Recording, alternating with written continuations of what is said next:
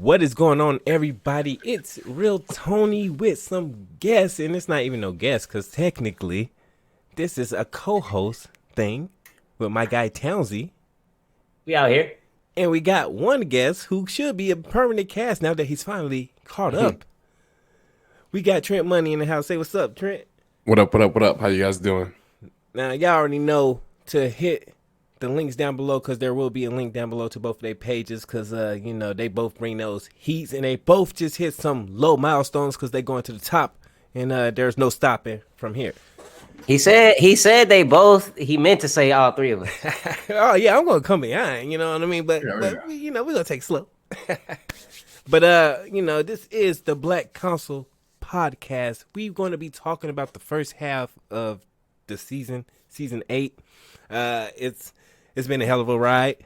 I've had some ups and downs. I would love to hear what my co-hosts think of this season here soon, and we're going to have some questions, we're going to have some answers, and we're going to have a few debates probably by the end of this. Don't know how long we're going to keep this going. Probably be 30 minutes, could be an hour, depending on how we feel, how much we get done, and how much we actually talk about. But with that being said, overall, what did y'all think about the first half of the season? 1 through 3, episode 3. So I think the first 3 episodes have been cool. Now, first 2 episodes was a little slow. Of course, a little drug out. We already knew that was gonna happen. Big battle on 3. But I did like the character interactions that we did get. That was you want to say that's a bunch of fan service, but like everybody was gonna be there anyways, and these conversations was gonna happen. So I ain't no, not really. But I liked it. The fireplace sequence that I loved. That the whole camera thing with Podrick when he started singing, all that was clean. Episode 3. I liked episode 3. I digged episode 3. The ending, I don't mind it. I don't mind it. I do understand where people come from when they say they don't agree with how it ended and stuff like that. I don't mind it. Of course, as y'all already know, I've only read the not read. I've only I've only seen the show itself. I've never read the books.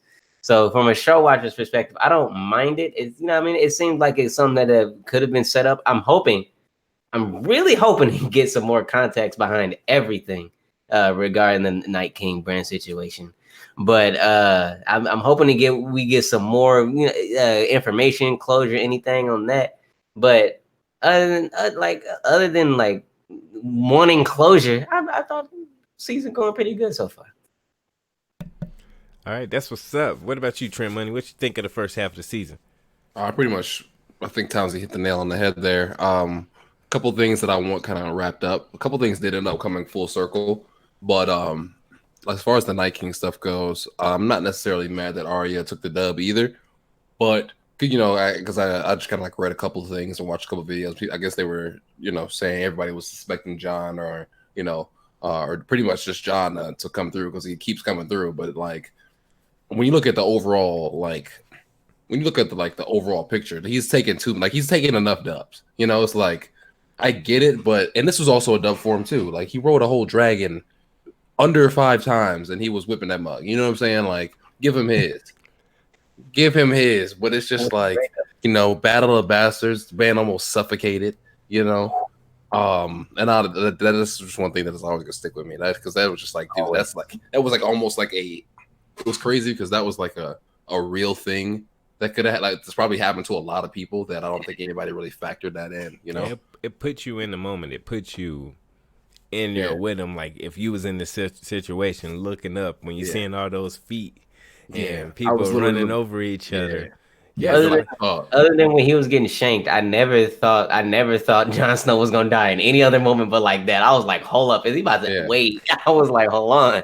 This nigga, I was talking to my friend and we were both agreeing. Like this nigga literally gave his life for the knife to the Night's Watch. Like he was out there. Watch. So I think he's done a lot, and like, I mean, I guess I wish it would have made a little bit more sense why Arya was the one to do it, But I'm more concerned about the, like Tanzi was saying, the Bran and the Night King situation, or the ties that Bran's role has. But yeah, other than that, season 8's been great so far. No Cersei in last episode, which was some. I was waiting to see my baby girl. You know what I'm saying? Hey, you say Cersei's your girl? Okay, bro, I would remix that for sure. Oh, but, hey, I'm not even mad. Linda Hay, she's an amazing actress. I don't know what they want to be called now. Ain't this actress? But she played Cersei amazing, and I agree with you 100% on that. Actually, yeah, it was pretty dark. The episode was pretty dark, but I mean, I get why. Because same kind of thing with the Battle. Never be forgiven what she did to my baby girl Marjorie. Yeah, Marjorie. That's my goat. That's my queen. Quick plug if y'all don't know. I did a small council, build your own small council. Let me know what y'all think about that in the comment section. Go check it out.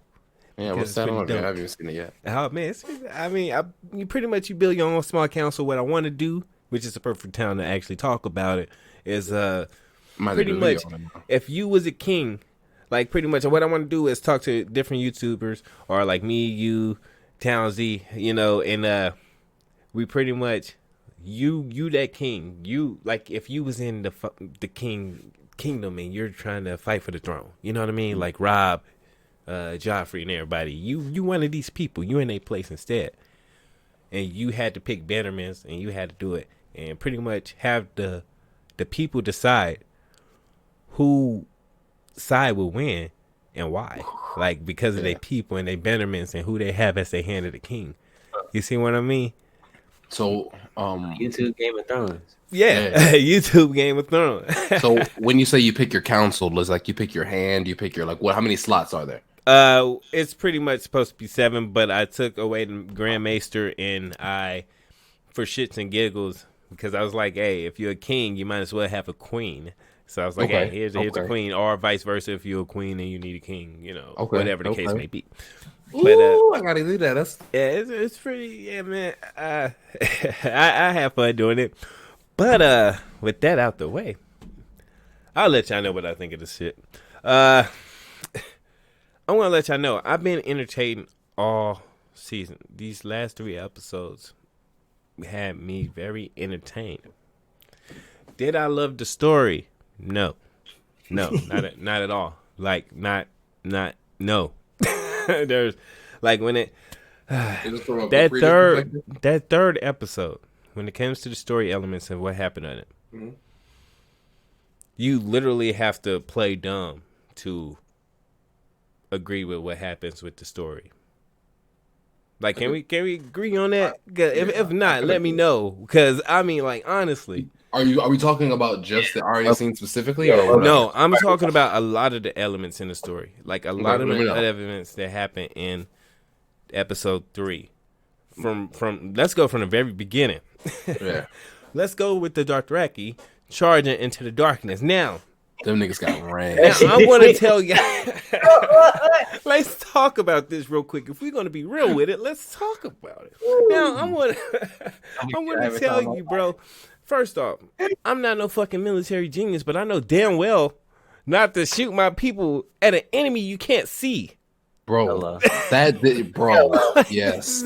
Like that was the first thing I said when the episode started. I was like, "Damn, it's dark as shit." Right? Like, they just sending niggas in the darkness. Let's start with that, and let's not forget that if Melisandre never showed up, they would have ran into the darkness period without any flaming swords. Melisandre never showed up; it was over. How did you know that Melisandre was gonna pop up? You didn't. So the initial thing you was gonna fucking do was slide. Unless you had this plot point, you was gonna run into the darkness, screaming your little heads off, and you was gonna disappear with no fire. You couldn't get the dramatic effects. Now, as somebody who knows storytelling and somebody who's written scripts, you know what I mean? I know how it works. I know this is the part that shows you that this threat is real. This is only the beginning. This is what that scene was supposed to show you. Right. That don't mean I need sacrifice them. That don't mean I need to play dumb and act like the scene was fucking amazing from a story perspective. No, it was an amazing scene. It shows you it did its job, but it was a stupid scene. I agree. Like I'm not going to play dumb, and just because I'm a fan of a show that I invested a lot of time and money into. You can see the fucking banner on my wall. We all pay for HBO Go, or you trapped the bandwidth, or whatever. So I feel like we have the right to critique this motherfucker if it's not doing his job, and that was bullshit. Regardless, I agree. That's just coming from the show perspective. I'm not even trying to compare it to the books. I was completely. I ain't gonna lie to you. When they charged off, I was like, "What the fuck?" I was like, "Where they going?" They know it's a million of them. Is they, bro? And then nigga Jordan Mormont came.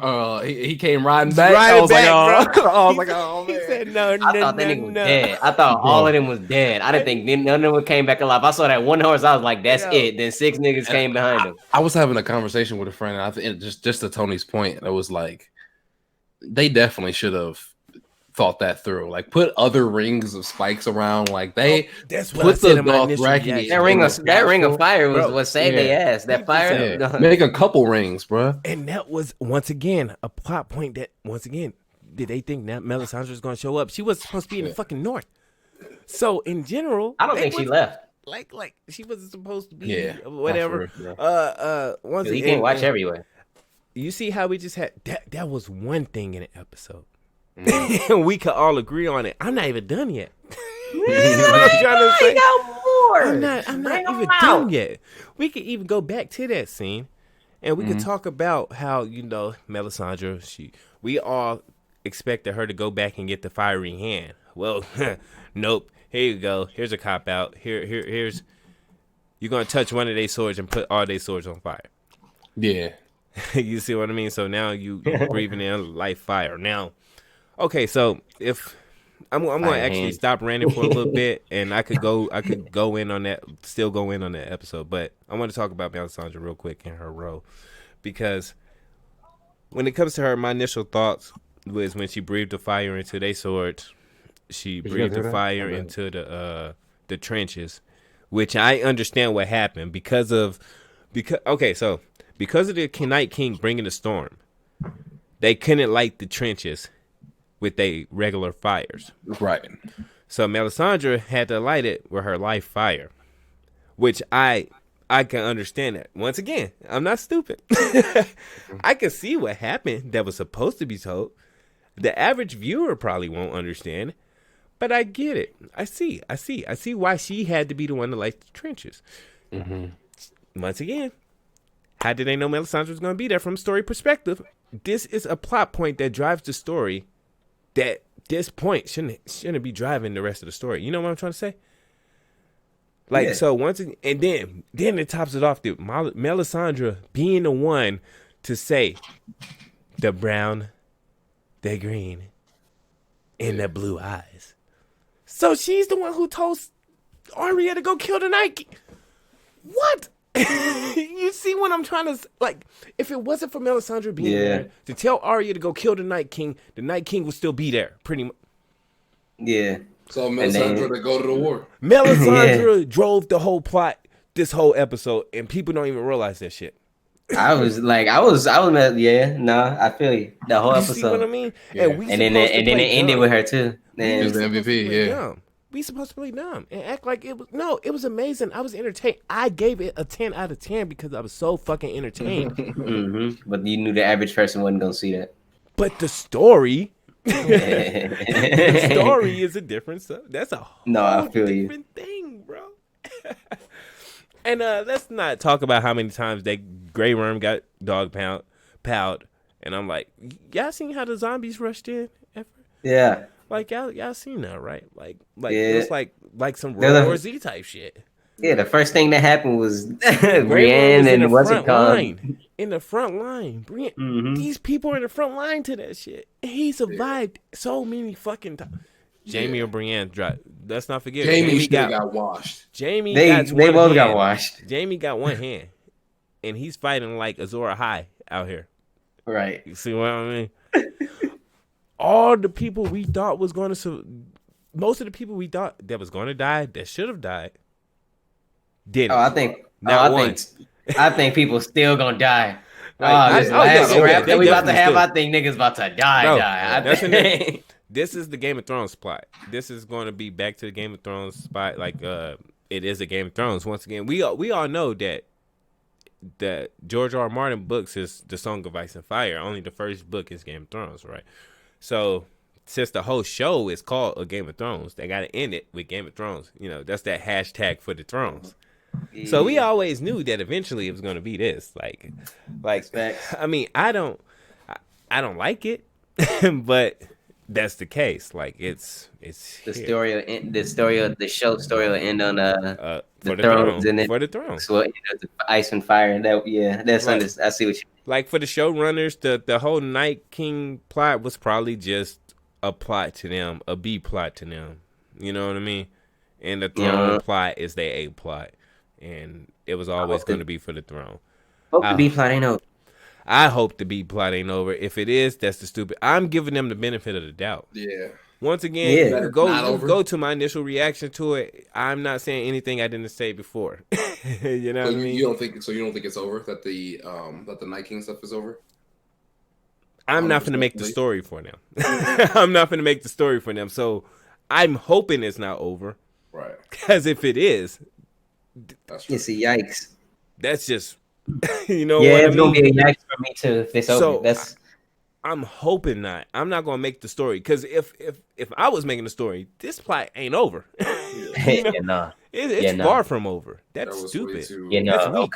Ice King coming back as your cousin. What you mean? I love Arya. I love that she got a W. She got you know what I mean. That's a big W. But let's not. I thought she was about to die when she was getting choked though. I thought that was it. I was like, damn, not Arya. No. How many dubs Arya got? Like, what? She killed the wife. She came back, killed the whole house. Not just one. She killed the brothers, the sisters, the cousins. Not the sisters, but the cousins, the brothers, the uncles, the nephews. Killed them all. She came back up north, killed the big character, Littlefinger. Then kills another big character, Night King. And now she still got to go back to King's Landing and do some more damage. Now, do you think they're actually going to let her get away with that one? They're going to murder her. Arya's going to live through the whole thing. So she got another kill she's going to get. She's now the princess that is promised. she's everything now. She's Arya the god. I love Arya, but hell, I was stoked that she got that kill. I was entertained. Still didn't make sense to me story wise. I still think that is Jon. Like what was up setting up the whole stare down between them in season 5 with the Night King and Jon. And then the Night King looked at Jon like he was just a bitch, bro. I was like, who are you again? If Cersei didn't have to deal with any of the fucking White Walkers, what was the whole point of the last season getting her to trust? Like, it was like 4 episodes. Like the whole last season. Like that's the whole last season was getting that dumbass White Walker. They went beyond the wall to get a fucking white for Cersei. A dragon died. All those people survived. I didn't think about that at all. That just ran through my mind right now. A whole dragon died. Like that's why the ice dragon is there. So they could. It can't be. If it's over, it's gonna be a big yikes for me. Question on the thing that I think I missed throughout the episode: are we down to 1 dragon? No. Are we? Maybe I was wrong. Because I didn't know. They both still alive. Because when the dragon came and attacked Jon, I thought that was. You said what? I just saw one of the dragon's neck get bit. I was watching with a group of people. We all at first thought Jon's dragon bit it, but since we didn't see Jon's dragon no more, it was like, fuck, did Jon's dragon get bit? Is it gone? I thought that her dragon ended up killing the Night King's dragon, and then that the dragon that she had, that was fucking jumped on by all the White Walkers, ended up coming back as a night dragon, but I guess not. Bro. I thought so. I was thinking that when the night dragon, like when it came back, I was like, okay. So in my mind, I was like, okay, so the night dragon actually killed Jon's dragon. But as soon as he flung her off, when he was getting shanked by all the White Walkers or whatever, as soon as he flung her off, I was like, okay, so he can go crazy and get all of them off now. He can go crazy up in the sky and do whatever he want and flip everywhere.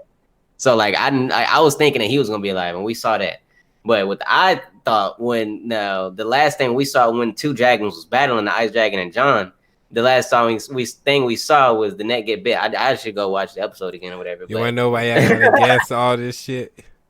Huh? Because it was too fucking dark. You couldn't see You couldn't again, see the first shit. thing I said when that episode came out, I was like, it was shit dark as fuck. And that's also a stupid, like, who thought of it? Anyway, you see what I'm talking about. Yes, they both are alive. Ghost is alive amazingly. He just disappeared in the front. The first thing we saw him was running up, and then that was it. That was like, we didn't see him fucking. What they did was, here you go, fuckers. Here's Ghost. Now there you go. Bye. And there he goes. He just Ghost went Ghost. Ain't that some shit? He went Ghost. See you later, Ghost. Yeah, Jamie had one hand, man. He should have survived all of that. He shouldn't. Man, they had so many opportunities. Gave my man a dragon glass hand. But now That'd have been dope. Cersei is gonna be the main villain. She's they goat now. She's the main antagonist. Her and Euron in the Ice King. I'm gonna need the Night King. I keep saying Ice King. I need the Night King to show all the way back up. What? I need him to show all the way. Why did we go all the way out there, up beyond the wall to get that dumbass White Walker? I'm mad that I just talk about the scene. Just so they could get to Winterfell and fell. Now people was pissed because everybody, not one, but everybody figured that they was going to lose the Battle of Winterfell because it shouldn't have been that easy. They were supposed to lose, have to retreat. The whole thing was the Night King getting back. Like, what was the point of bringing up there's millions of people in King's Landing? If the Night King comes, that's a million that's going to be added to the dead. All of this shit is thrown in the trash. All of that. Like that was just a throwaway line to get you thinking about King's Landing. Maybe they didn't even make it past Winterfell. They never made it out the north. What kind of evil king, evil motherfucker don't even get past you just got past the wall? That's like getting past the wall or getting past the bouncer only to get stopped by the second bouncer before you even get to the club. Like that's like that's not the second bouncer down. Like you see he said, I know you paid, but I still need them shoes. right. Like you just got past the first wall. That's a literal figure, like fucking wall, just to run into another one. You can't even make it past the north, and you supposed to be the most badass thing in all of history, where they built a wall to keep you out, and you couldn't even get past one castle with a few motherfuckers in there. So yeah, I pray to God that the storyline is not over. I hope that they have more to do with that. There's only 3 episodes left, right? It's 3 episodes left, and all an hour 20. So something like that, 70 minutes, 80 minutes, some shit.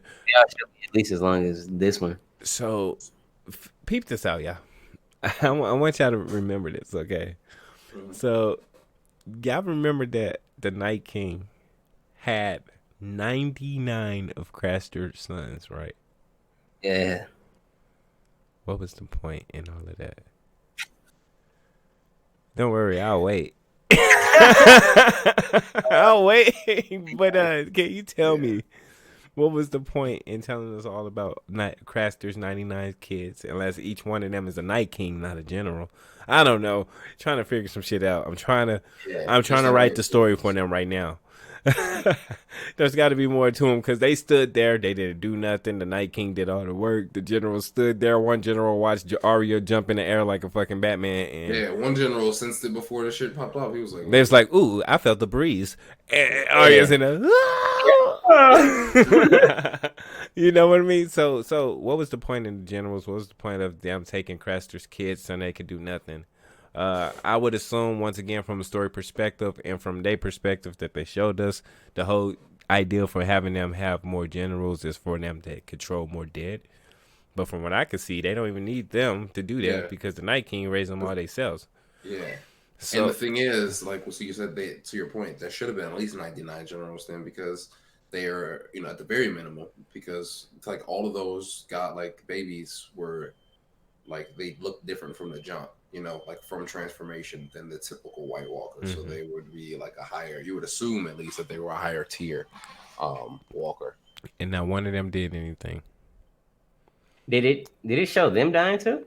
All of them died. When the Night King died, they all died, and they didn't do not one thing that episode. Yeah, not one. Brienne didn't kill a White Walker. Jaime didn't kill a White Walker. Pod didn't kill one. Everybody theories went out the window, and that was them trying to subvert your ex. Like they just kind of. I hope so. Like nothing happened, so I'm hoping that these kids still have to play a part. Maybe there all was a Night King. Maybe just one was one. You know what I mean? What I'm trying to say, they wasn't generals, but Night Kings themselves. Kind of like how think about the Chimera Ant arc.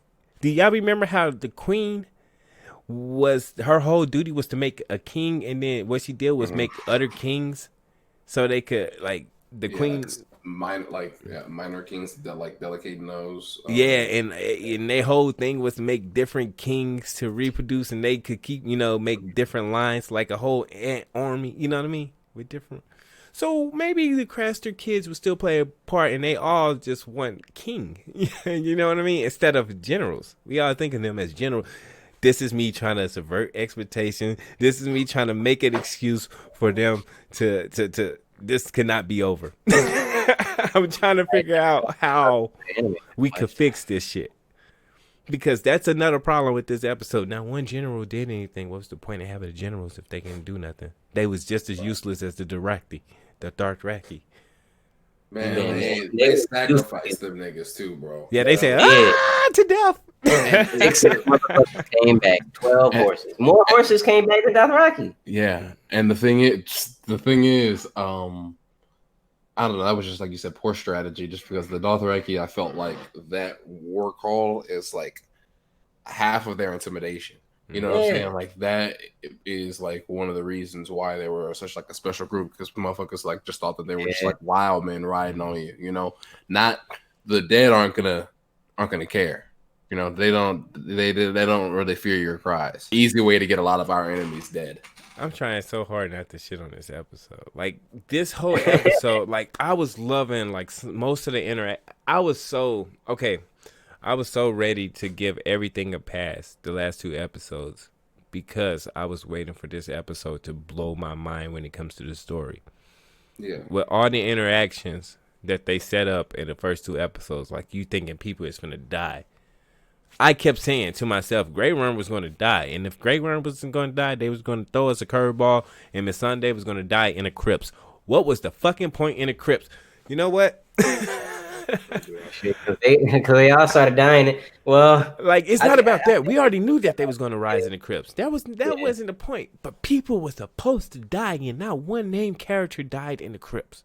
Not one named character died in the crypts. Not one named character other than Ed and Barrick, who you knew was going to die.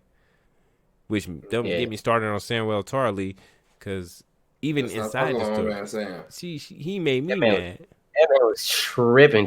What? Like, and if they don't take your ass inside, again, if Sam wasn't there, Ed wouldn't have died, and that's another plot point. You see what I mean? Like, oh, well, we need Sam to be up there so Ed could die,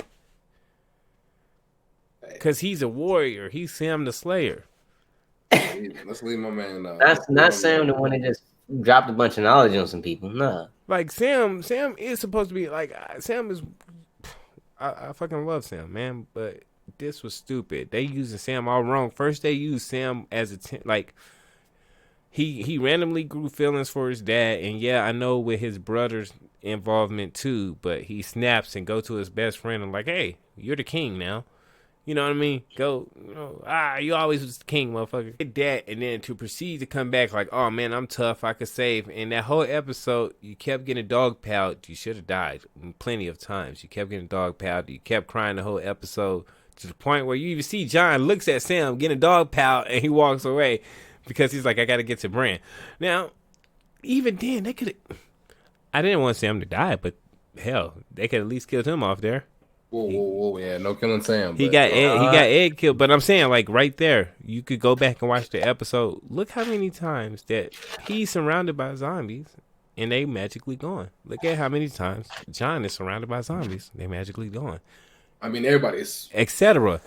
Sam, surrounded by zombies. Jorah, Brienne. Jorah died. Everybody. Yeah, Jorah died. And once we already knew that too. So the people you already knew was gonna die. They was gonna die. Yeah. We just thought people, like, it was the ones that you didn't think would die that we was waiting for.